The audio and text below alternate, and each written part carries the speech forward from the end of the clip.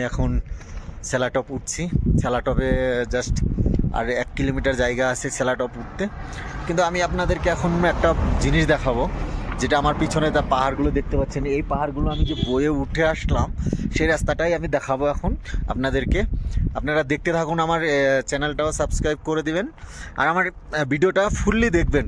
কতটুকু সুন্দর জায়গা, কত মানে ইয়ে থেকে মানে উঠে আসি আমরা, একদম কত নিচে থেকে উঠতে হয়। দেখুন দেখুন এই পাহাড়টা, এই রাস্তাটা দিয়ে এসেছি, দেখুন কতটুকু নিচে থেকে একদম কত সুন্দর রাস্তাটা হয়েছে। মানে যেরকম এরকম লাগছে যে সাপ বয়ে বয়ে যাচ্ছিল, কত সুন্দর। ওই পাশটা যে দেখছেন, এই পাহাড়গুলো যদি পার করে যান তো চায়না পাবেন, কিন্তু সুন্দর জায়গা। আমরা এখন সেলাটপে উঠছি, খুবই উঁচু, মানে 15,700 ফিট উপরে আমরা এখন চড়ে আছি। খুব সুন্দর, আপনারা দেখুন।